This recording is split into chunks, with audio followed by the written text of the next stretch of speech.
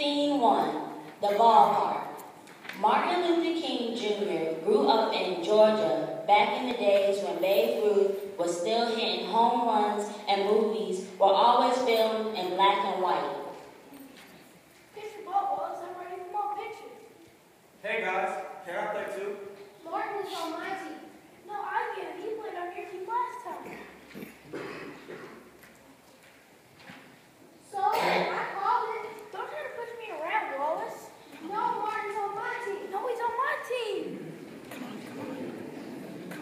The boys would argue about who got to have Martin on his team, but even as a young boy, Martin was a peacemaker. No, guys. Wallace, I was on your team last time. Clark, I'm going to play for you today. Now that's fair. Now let's play some ball.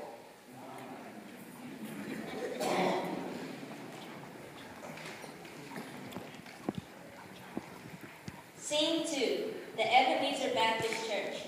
Martin's father was pastor of the church. They called him Daddy King.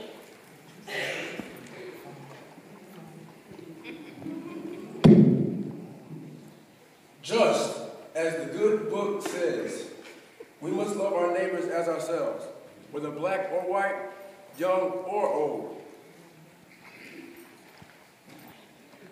Look, Lorraine, there's young Martin. Martin, doesn't it make you proud to see your father stand so tall before the congregation?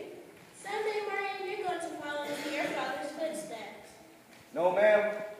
I'm proud of my daddy. My dream is to be a shortstop. Martin didn't know, but Lorraine and Viola were right about him. Someday, he'd be known as the Reverend Martin Luther King, just like his father. But there would be some hard lessons along the way.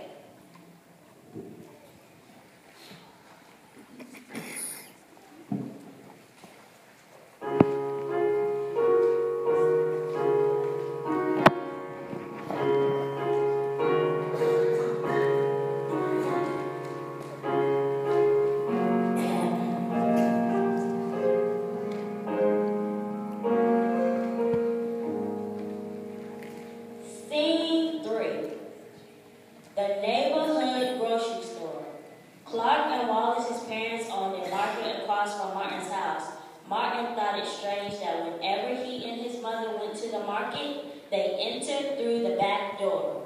Mrs. Connor. Oh, Mrs. Connor. What?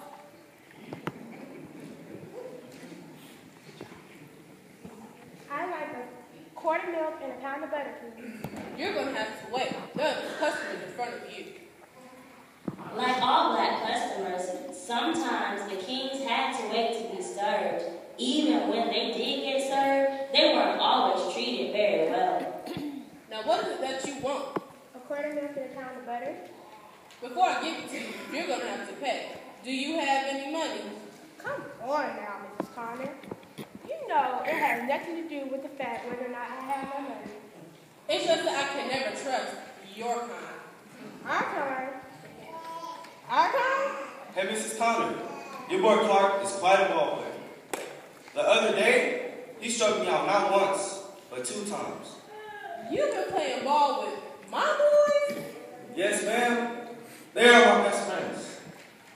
They are they?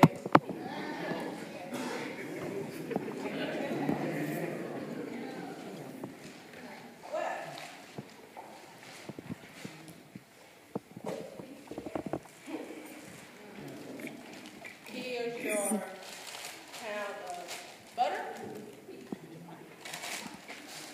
and your quart of milk. Now head out the back door.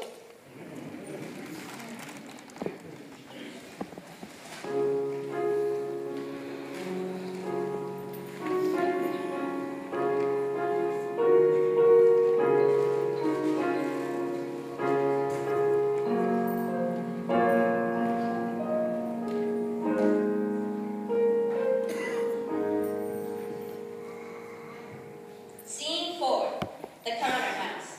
The next time Martin went to the ballpark to play, no one was there. He ran to the grocer's house and knocked on the door.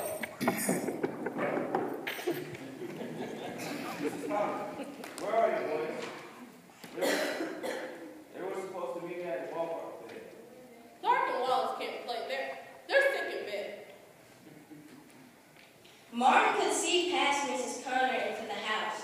Clark and Wallace were standing in the shadows. Both boys were frowning, but Martin saw Clark shyly wave. They're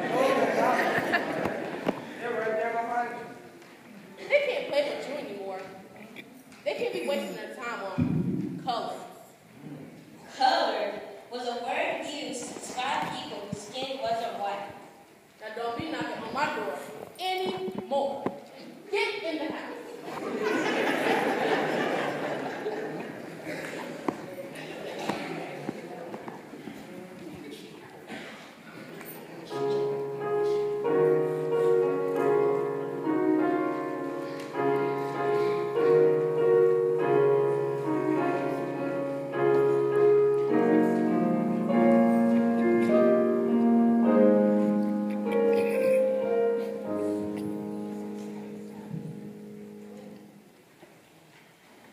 Scene 5, the King's house.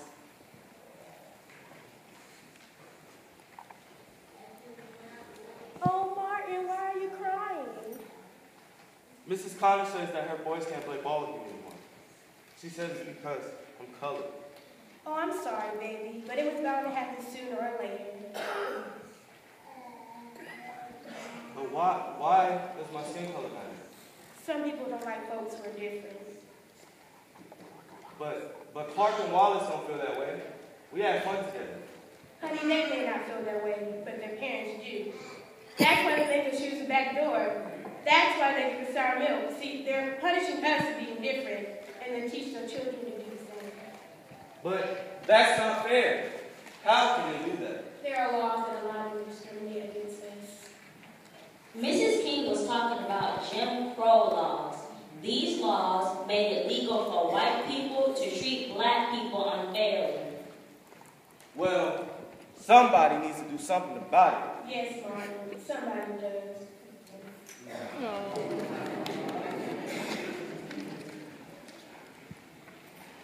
Scenes.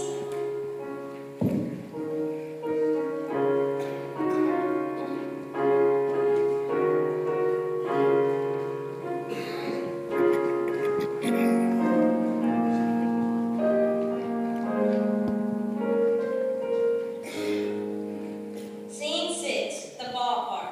Someday Martin would do something about Jim Crow laws. But back when he was a boy, he just wanted to play ball. Hey, look, it's Martin. Don't talk to him. Remember what Pa said. Sorry, Martin. We sure could use a short staff. Our Pa said he'll whoop us if we play ball with you anymore. But what do you think? How come my skin color didn't matter last week? We don't want any trouble, Martin. We just do what we're told. Let's go.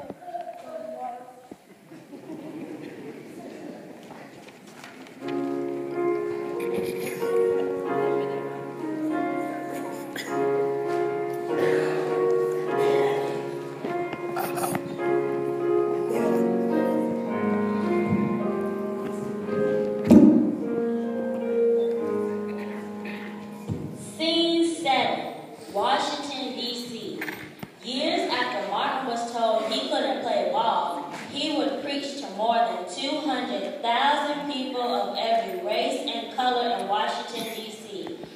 Over the years, Martin would be arrested many times for standing up for himself. He would be beaten, stabbed, and spit upon.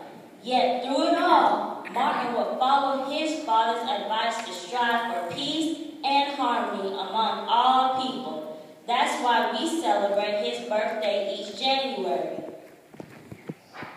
I say to you today, my friends, so even though we face the difficulties of today and tomorrow, I still have a dream. It is a dream that is deeply rooted in the American dream.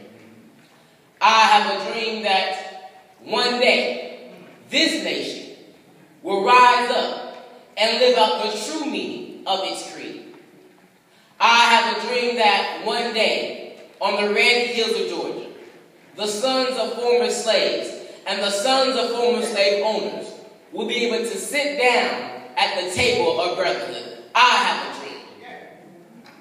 that one day, even the state of Mississippi, a state sweltering with the heat of injustice, sweltering with the heat of oppression, will be transformed into an oasis of freedom and justice. I have a dream that my 4 little children will one day live in a nation where they will not be judged by the color of their skin, but by the content of their character. I have a dream today. I have a dream that every valley shall be exalted, every mountain and hill shall be made low, the rough places shall be made plain, and the crooked places shall be made straight. And the glory of the Lord shall be revealed, and all the flesh shall see it through. This is our hope. This is the faith that I go back to the South with. With this faith, we will be able to hew out of the mountain of despair a stone of hope. With this faith, we will be able to transform the jangling discords of our nation into a beautiful symphony of brotherhood. I have a dream that with this faith, we will be able to work together, to pray together, to struggle together, to go to jail together, to stand up for freedom together, knowing that we will be free one day. This will be the day when all of God's children will be able to sing with a new meaning. My country, 'tis of thee, sweet land of liberty, of thee I sing. Land where my fathers died, land of the pilgrim's pride. From every mountainside, let freedom ring.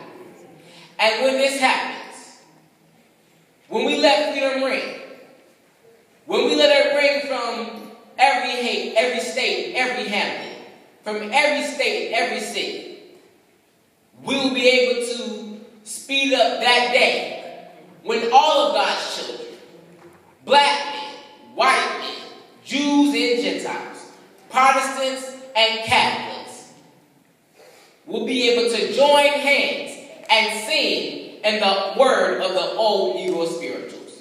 Free at last, free at last. Thank God Almighty, we are free at last.